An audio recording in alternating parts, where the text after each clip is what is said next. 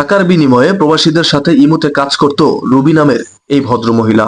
কাজ করতে করতে হঠাৎ এক লোকের সাথে তার প্রেম, সেই প্রবাসীর সাথে প্রেম থেকে বিয়ে।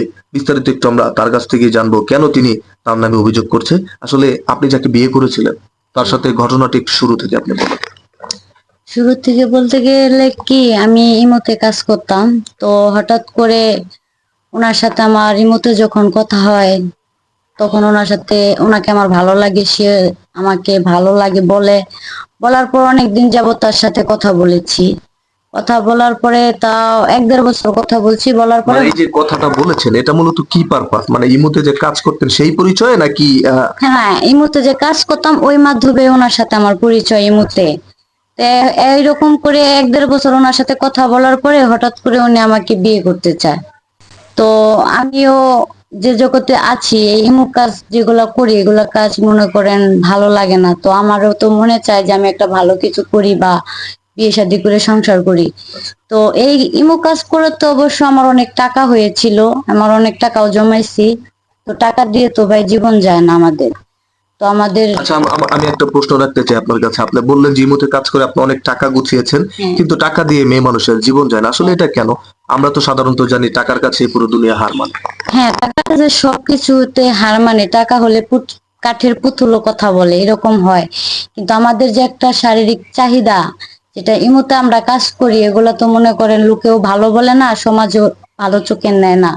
তো আমাদের মতো মেয়েরাও কিন্তু চায় যে বিয়ে শাদী করে সংসার করুক। তো এরকম একটা সময় ওই ছেলেটার সাথে কথা বললাম 1-1.5 বছর।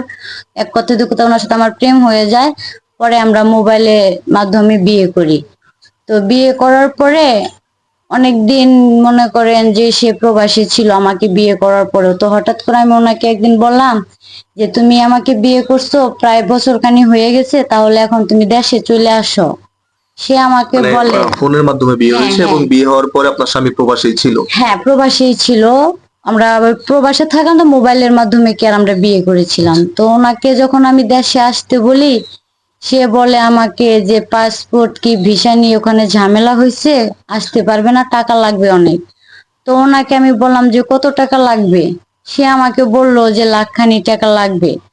তো আমি তাকে লাখখানি টাকা পাঠাই দিছি মানে এরকম। এই টাকাগুলো আপনি কোথায় পেয়েছেন? ওই যে মতো যখন আমি কাজ করতাম তখন আমি কিছু টাকা জমাইছিলাম।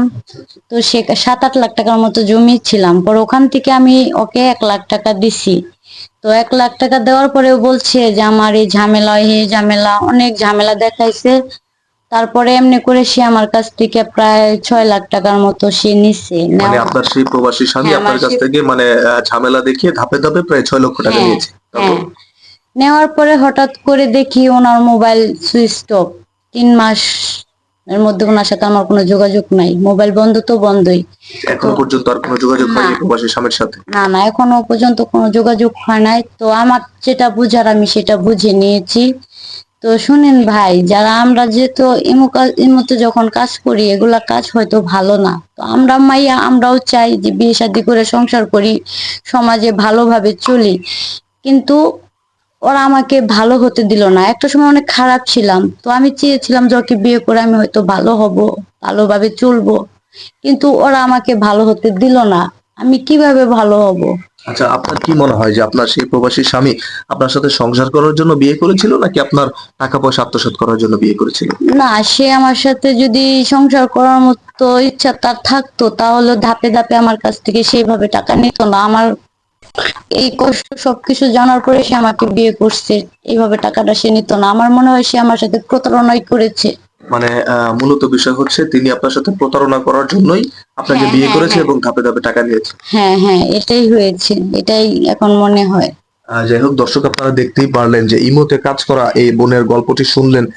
তিনি কিন্তু ভালো হবার জন্য, জীবনটাকে সুন্দরভাবে গুছানোর জন্য এক প্রবাসীকে ফোনের মাধ্যমে বিয়ে করে এবং সেই প্রবাসী বাংলাদেশে আসার প্রলোভন দেখিয়ে তার কাছ থেকে ধাপে ধাপে প্রায় 6 লক্ষ টাকার মতো নিয়েছে। তো এই যে এই ধরনের কাজগুলো আপনারা যারা করছেন, মানুষ হয়ে অমানসিক ধরনের কাজগুলো করছেন, তারা একটু নিজের বিবেকের কাছে প্রশ্ন রাখুন যে এই মেয়েগুলো, এরকম মেয়ে আমাদের বাংলাদেশে অনেক আছে।